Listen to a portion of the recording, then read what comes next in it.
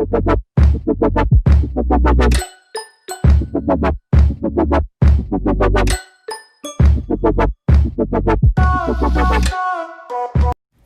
everyone, it's your girl Kareen and I'm back for another video. Today's video, I'm showing you guys how I did my daughter's DIY box braids. This is the hair that I use.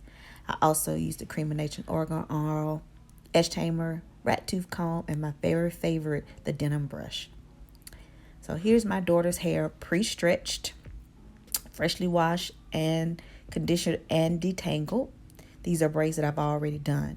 Now her hair is really fine in the front, so I started by going ahead and taking out her baby hairs, and as you can see, I took them out and I started applying the edge tamer just to lay those baby hairs down. And again, her hair is extremely fine in the front, so I try not to snatch her edges, if you know what I mean.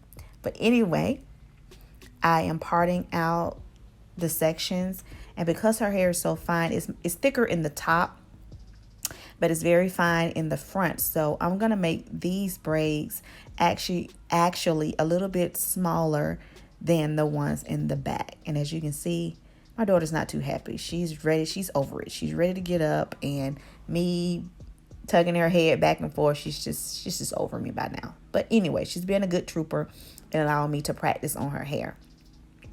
So I'm parting out this section. As you can see, Sky's hair is really growing. I just gave her a really good trim right before this braid set. So I'm applying the edge tamer to the roots of her hair, which are already really straight.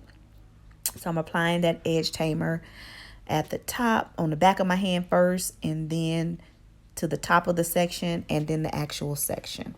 So then I'm going to use my rat tooth comb to even part, then split that section into one, because like I said, her hair is very fine in the front, so I don't want to make the braids too big and cause tension on her edges. I'm not trying to snatch my baby's edges. So what I do is make sure there's a good enough amount of edge tamer, and I go ahead and start the braiding process. But before I do that, I want to grab a little bit of hair, because I want to make sure that when I get ready to feed in the hair, that the section is not too big. Okay, so I'm gonna take this and just kind of split it apart, because that's going to be too big for this section. So I kind of split that in two, and then I'm going to put that right there. That's just right as far as size wise. So I'm going to lay that on her shoulder, and then I'm going to start the braiding process. So here we go. So what I like to do is put it in 3 equal sections and go ahead and start braiding. So once I braid, I like to maybe do 2, sometimes even 3 passes through. Then I'm going to take that finger, that pointer finger that's sticking out right there, and I'm going to add that first section of hair, and I'm going to slide it through my finger like so, and continue braiding. Then I'm going to take another section of hair, because it's going to be 3 sections of hair. I'm going to take another, a little bit bigger than the previous one. And I'm going to, I think this is where I asked Sky to help me to split this piece, because it was a little too big as well. Just have to really play it by ear to see how big the piece needs to be. So I split that one in 2 as well. And I'm going to feed that one into my finger as well, and continue braiding. Braid it on down. And then I'm going to take my last piece,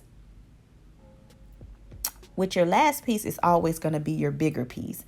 And I'm going to combine those 2 pieces that I split, as you can see, and just add those 2 together.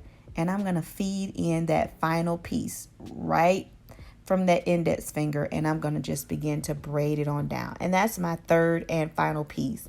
You can add as many pieces as you want, depending on the thickness of your client's hair, but I like to keep it just with the 3 pieces.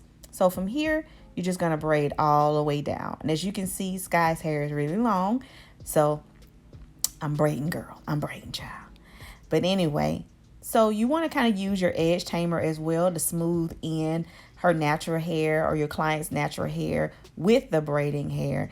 And again, depending on the section, you don't want the pieces or the braids to be too big, because then it's going to be too much tension on the client's hair. So with Sky's hair, I knew that her hair was fine in the front, especially around her front area, her edges. So I did not want to make the braids thick or large and then have them hanging on and popping out of all of her edges. So I made them smaller in the front for a reason, and that is to keep the tension off of her edges.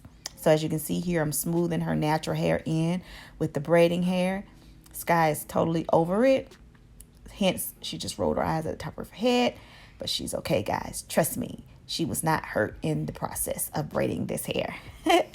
Anyway, so I'm getting ready to speed up the rest of this video because the rest of the video is pretty self-explanatory.